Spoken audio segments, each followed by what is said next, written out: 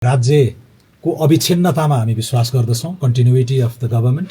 त्यसैले राज्यले स्वीकारेका, कमिट गरेका, इन्टरनेसनली नेसनल्ली हाम्रो पार्लियामेन्टले पारित गरेका धेरै कुराहरूलाई त्यसलाई ग्रहण गर्दै अब अहिलेको नयाँ फ्रेस म्यान्डेटको चाहिँ जुन कुराहरू पनि छन्, बाचाहरू छन्, त्यसलाई पनि इन्टर्नलाइज गरेर त्यसको पनि त्यसको कार्यान्वयनको कार्ययोजना बनाउन पनि अर्को चाहिँ हामीले यहाँ टिम बनाएका छौँ। त्यो मैले भर्खरै यहाँ डिजिटल्ली अप्रुभ गरेको छु।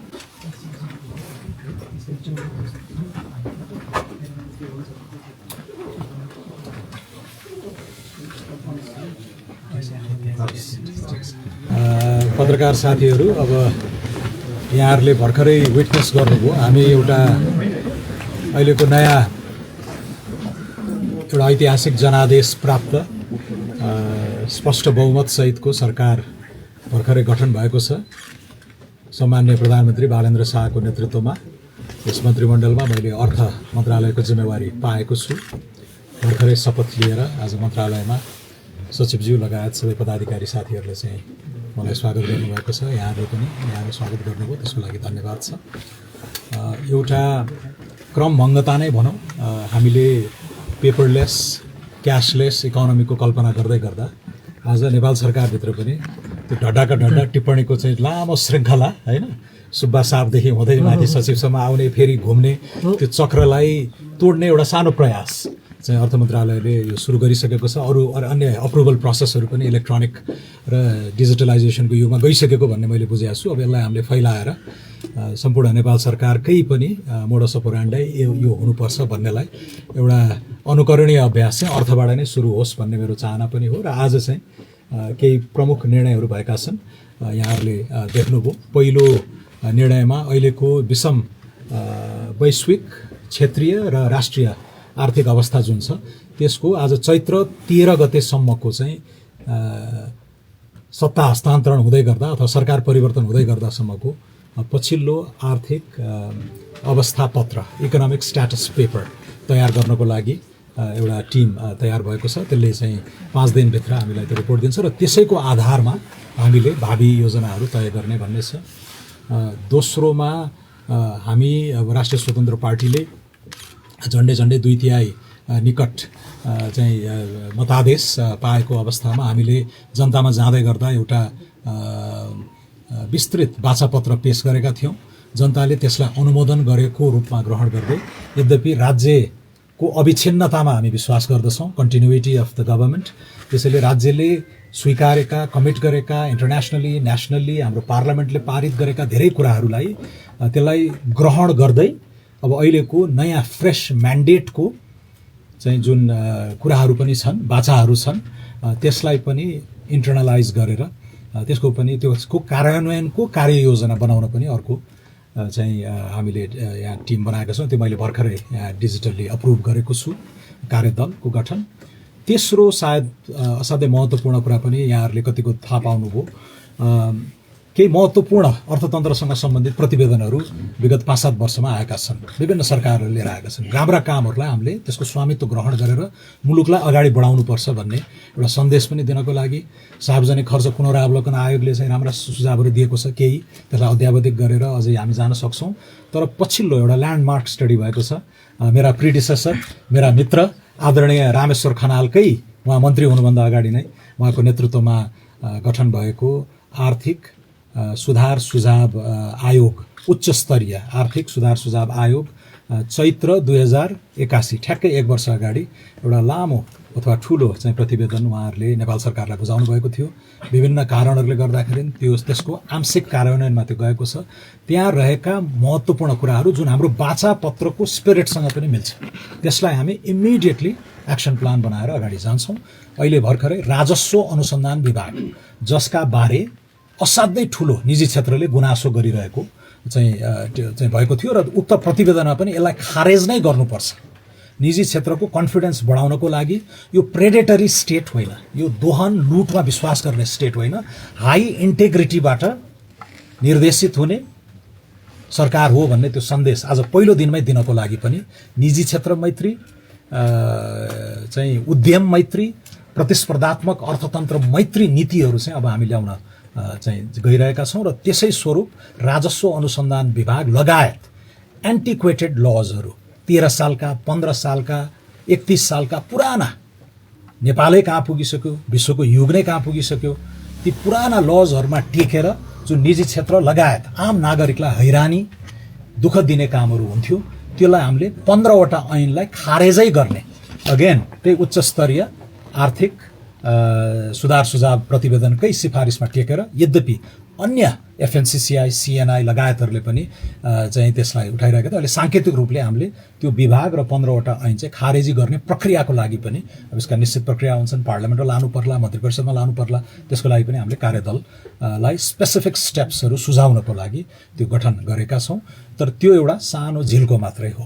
अब हामी बजेट जेठ 15मा बजेट आउँदै गर्दाखेरि यो मुलुकको इकोनोमिक ट्राजेक्टोरी नै रिओरिएन्ट गर्ने गरेर रूपान्तरणकारी बजेटको तयारी साथीहरूले गरिसक्नु भएको छ। तर यसलाई अझै पनि हामीले यो नयाँ म्यान्डेट अनुकूल हुने गरी सुझाउनु पर्नेछ र त्यसमा चाहिँ अन्य धेरै रेगुलेसन्सहरू, धेरै रुल्सहरू, तजबिजी अधिकारहरूलाई पनि कन्स्ट्रेन गर्नुपर्ने हुन्छ र त्यसको काम चाहिँ अब हाम्रो कानुनी सुधारको छुट्टै रोड म्याप नै बनाएर हामी अगाडि जान्छौँ। यो सँगसँगै निजी उद्यम व्यवसायको सुरक्षा भदौ 23-24को घटनापछि प्राइभेट सेक्टरको प्रोटेक्सनको पनि मुद्दा असाध्यै महत्त्वपूर्ण बनेको छ र त्यसको सुरक्षा र प्रवर्धन गर्नको लागि केही नेपाल ऐन संशोधन गर्न बनेको विधेयक वा बाँकी रहेको एजेन्डालाई हामीले बजेटमै उतार्ने गरेर त्यसको पनि तयारी गर्नको लागि कार्यदल आज बनाएका छौँ।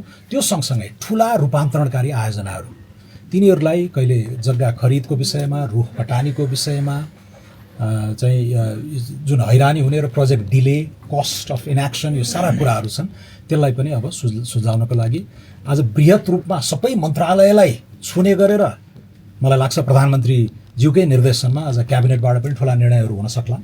तर अर्थ मन्त्रालय र एकदम विशुद्ध यहाँबाट पारित ठुला आयोजनाहरूको हकमा पनि त्यसलाई चाहिँ अब कुनै एक्सक्युज बिना ठुला गुणस्तरीय आयोजनाहरू, पूर्वाधारका आयोजनाहरू, सडक होला, जलविद्युत होला, पोर्ट्सहरू होलान् इत्यादिमा अब बिना एक्सक्युज फटाफट काम हुनुपर्छ र त्यसको प्रतिफल सुनिश्चित गर्ने गरेर नेपाली जनताले त्यसको लाभ लिन पाउनुपर्छ भन्ने स्पिरिटबाट त्यो ठुला विकास आयोजनाहरूको सहजीकरणको लागि पनि एकदमै चाहिँ हामीले त्यो प्रोजेक्ट फेसिलिटेट गर्ने गरेर नयाँ ऐनहरू पनि ल्याउने गरेर चाहिँ आज त्यसको पनि तयारी भएको छ। समग्रमा साथीहरू म टुङ्ग्याउँदै गर्दा अब अहिले मिडल इस्टमा वार नै भइरहेको छ, रेमिटेन्समा आश्रित हाम्रो अर्थतन्त्र यो लम्बिँदै गयो भने यसका अल्पकालीन, मध्यकालीन, दीर्घकालीन असरहरू हामी कहाँ हामी भोग्दै जान्छौँ।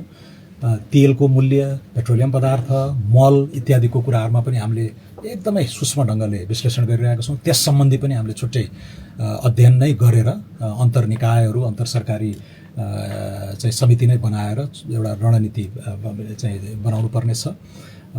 त्यो सँगसँगै अहिले मुलुककै बाह्य चुनौतीहरू सँगसँगै आन्तरिक चुनौतीहरू पनि छन्, जस्तो इकोनोमिक ग्रोथ, जबलेसनेस, एउटा स्ट्याग्नेसनको जुन चाहिँ शिथिलता, अर्थतन्त्रको शिथिलता छ, त्यसलाई कसरी जम्प स्टार्ट गर्ने भन्ने कुरामा केही कुराहरू एकदम अनुकूल पनि छन् होइन, रिजर्भ्सहरू एकदम राम्रो छ, एक्सटर्नल सकहरूलाई वेदर गर्न सक्ने हाम्रो बफर पनि बनेको छ इत्यादि। तर राजस्वकै पनि अलिकति चुनौतीपूर्ण अवस्थामा हामी छौँ। उठेको राजस्व पनि खर्च गर्न नसकिरहेको अवस्था छ, त्यसैले राजस्व र खर्चको चाहिँ खडेरी छ। बैंक घरमा डिपोजिट एकदम बढिरहेको छ, त्यसको प्राइभेट सेक्टरले त्यो क्रेडिट अपटेक गर्न नसकेर होइन चाहिँ त्यसमा पनि मिसम्याचहरू देखिराखेको छ। भनेपछि आन्तरिक शिथिलतालाई पनि हामीले चिर्नुपर्नेछ। सो पहिलो भनेको तुरुन्तै तत्कालै सम्बोधन गर्नुपर्ने विषयहरू बाह्य चुनौतीहरू, आन्तरिक चुनौतीहरू भए। दोस्रो, नेपालको इकोनोमिक ग्रोथ, जब्स, रोजगारी, लगानीको माहौल, उद्यमशीलता, एन्टरप्रेन्योरशिप इत्यादि सबैलाई समेटेर त्यो रूपान्तरणकारी बजेटको तयारी होइन, इकोनोमिक पोलिसी त्यो हामीले गर्नुपर्नेछ। र त्यसमा हाम्रो अर्थ मन्त्रालयको नेतृत्वमा अब सबै नेपाल सरकारलाई नै हामीले सोझ्याएर त्यतातिर लान्छौँ नै। अर्को 2 महिना असाध्यै व्यस्त हुने नै छ। तेस्रो चाहिँ अब यो पिसमिल टुक्रा टुक्रा काम गरेर भएन।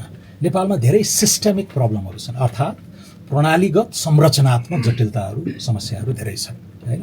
तपाईँको चाहिँ सहकारीको विषय होला, माइग्रेन्ट वर्कर्सको विषय होला, रियल इस्टेटको समस्या होला, यो सबै क्षेत्रगतहरू यो आइसोलेटेड होइन, यो सबै झेलिएको छ। हाम्रो सोचमा सिस्टम नै हामीले कस्तो बनायो भने अधिक नियमनको हैन ओभर रेगुलेसनको बनाएका छौँ। त्यस्तै तजबिजी अधिकारहरू, नियन्त्रणमुखी तजबिजी अधिकारहरू, डिस्क्रेसनरी पावरहरू हामीले धेरै दिएका छौँ र त्यो अर्थतन्त्रलाई चलायमान गर्नको लागि निजी उद्यमलाई आर्थिक वृद्धि रोजगारीतिर सोझ्याउनको लागि चाहिने इन्सेन्टिभ्सहरू, उत्प्रेरणाहरू पनि पर्भर्टेड छन्, उल्टिरहेका छन् हैन। त्यसलाई पनि हामीले सच्याउनु छ। त्यसैले यो सिस्टेमिक कुराहरू, इन्सेन्टिभ्सका कुरा, ओभर रेगुलेसनका कुरा, डिस्क्रेसनरी पावरका कुरा, यी सबैलाई चाहिँ हामीले सच्याएर चाहिँ सिस्टम नै सुधार्नुपर्ने छ। ग्रे लिस्टका चुनौतीहरू छन् हैन। सबै सेक्टरमा चाहिँ केही न केही समस्याहरू तपाईँहरूले देखिराख्नु भएको छ। अघि मैले उल्लेख गरेका, नाम लिएका प्रतिवेदनहरूको पनि ती मुठाहरूमा पनि यी समस्याको चाङ रहेका छन्। अब चाहिँ हामीले समाधान दिनुपर्छ र नेपाली जनताले त्यो समाधान निकाल्न सक्ने गरी एउटा निर्णायक हैसियत सहित यो सरकार बनाएका छन्। त्यसलाई सम्बोधन गर्नको लागि, त्यसलाई न्याय गर्नको लागि चाहिँ यो सरकार गठन भएको छ। यो पुरानै चाहिँ संस्कृति, पुरानै प्रवृत्ति, पुरानै संस्कारको निरन्तरतामा हामी केही न केही ब्रेक लगाउनको लागि इमान्दार प्रयास गर्नेछौँ र यसको अब यो धेरै लथालिङ्ग भताभुङ्ग भएको सिस्टमलाई सुधार्नको लागि समय लाग्छ। त्यसैले अलिकति धैर्य धारण पनि गर्दै अब आज हाम्रो क्याबिनेट पनि बस्ला र सुशासनको विषयमा, आर्थिक सुधारहरूको विषयमा र गुणस्तरीय पूर्वाधारहरूको विषयमा हाम्रो असाध्यै अर्जेन्ट प्रायोरिटाइजेसन, प्राथमिकीकरण सहित हामी अगाडि जान्छौँ। त्यो सबैलाई एउटा टेकोको रूपमा हाम्रो अन्तर्राष्ट्रिय साख, प्रवासी मुद्दाहरू, त्यसमा पनि हाम्रो चाहिँ एकदमै ध्यान जान्छ र त्यो सँगसँगै सामाजिक सौहार्दता, यो नेपालको क्षय भइरहेको सामाजिक पुँजी हैन लाई पनि यो निर्वाचनले विशिष्ट ढङ्गले चिरेको छ। त्यसलाई पनि हामी सुदृढ बनाउँदै, कन्सोलिडेट गर्दै अगाडि जानुपर्नेछ। अन्तमा हाम्रो वाचापत्रमा हामीले अब धेरै कुरा लेखेका छौँ, तर एक पानाको करार पनि छ त्यहाँ र त्यो करारमा चाहिँ हामीले 5वटा विषयलाई उल्लेख गरेका थियौँ। पहिलो सुशासन, सुशासन, सुशासन, सुशासन। आर्थिक सुशासन होला, राजनीतिक सुशासन होला, कानुनी सुशासन, तर एउटा ठुलो एउटा युनिभर्समा नै हामीले ट्याकल गर्नुपर्नेछ। त्यसको लागि दर्जनौँ कानुनहरू रिफर्म गर्ने, संस्थागत रिफर्महरूका कुराहरू छन्। त्यसमा पछि यहाँहरूले थाहा पाइहाल्नुहुनेछ। दोस्रो एजेन्डा अब शिक्षा, स्वास्थ्य, वित्तीय पहुँच, चाहिँ सामाजिक सुरक्षा जस्तालाई हामीले चाहिँ मध्यम वर्गीय कोणबाट एड्रेस गरेका छौँ। मिडल क्लासको एक्सपेन्सन, मध्यम वर्गको विस्तार, मध्यम वर्गको सुरक्षाको विषय नम्बर 2 थियो। 3 मा हामीले रोजगारी, रोजगारी, रोजगारी, अर्थतन्त्रलाई चलायमान गरेर, तर यस्तो खालको इकोनोमिक ग्रोथको प्याटर्न नआओस् जसले जब चाहिँ क्रिएट नगर्ने, जब क्रिएट गर्ने खालको, रोजगारी सिर्जना गर्ने खालको आर्थिक वृद्धिको मोडलमा हामी जानुपर्छ। त्यसलाई हामीले प्राथमिक गरेका छौँ। केही सङ्ख्यात्मक टार्गेटहरू पनि छन्। चौथो कनेक्टिभिटी, सडक सञ्जाल बनेका छन् तर कमसल पूर्वाधार बनेका छन्, असाध्यै दोहन भएको छ, भ्रष्टाचार भएको छ। गुणस्तरीय पूर्वाधार निर्माणमा हाम्रो ध्यान जाने नै छ। डिजिटल कनेक्टिभिटी, घर घरमा भरपर्दो इन्टरनेट सेवा, ऊर्जा कनेक्टिभिटी, हवाई, सुरक्षित हवाई यातायात लगायत कनेक्टिभिटीको चाहिँ प्राथमिकता पनि असाध्यै उच्च छ। र 5औँमा हामीले प्रवास नै राखेका छौँ हैन। 3 जनामा 1 जना नेपालीको अहिले फुटहोल्ड बाहिर हुन थाल्यो। त्यसैले यो जनसाङ्ख्यिक रूपले पनि खोक्रिन नदिनको लागि एकपटकको नेपाली सधैँको नेपाली भन्ने गरेर र त्यो डायस्पोरा नै अर्ली इन्भेस्टर्स हुन्छन्। विश्व चमत्कारिक फड्को मारेका धेरै मुलुकहरूको अभ्यासबाट हामीले के देख्छौँ भने त्यो अलमलको अवस्थामा, अनिश्चितताको वातावरणमा पहिलोचोटि पाइला हालेर लगानीको माहौल बनाउने काम डायस्पोराले गर्छ। त्यसैले Nepali diaspora has come of age, एउटा मच्योर भएको छ, उसलाई पनि हामीले चाहिँ अब आमन्त्रण गर्ने गरी, तर यति झन्झटिला कुराहरू छन्, संविधानमै लेखेका कुराहरू पनि त्यसलाई एड्रेस गर्न सकिएको छैन। ती कुराहरूलाई पनि हामीले सम्बोधन गर्ने गरेर एउटा कम्प्रिहेन्सिभ रिफर्म हैन गरेर मुलुकलाई अगाडि बढाउने लक्ष्यका साथ हामी आएका छौँ। यसमा पत्रकार साथीहरू, आम नेपाली दाजुभाइ दिदीबहिनीहरू, नेपाल सरकारका दत्तचित्त राष्ट्रसेवकहरू, सिभिल सोसाइटी, एकाडेमिया, अन्तर्राष्ट्रिय पार्टनर्सहरू सबैबाट हामीले सहयोग अपेक्षा गरेका छौँ र आगामी दिनमा हामी चरणबद्ध रूपमा तपाईँहरूलाई ब्रिफिङ गर्दै नै जानेछौँ। आजलाई मैले यति कुरा राखेँ। हस्त धेरै धेरै धन्यवाद।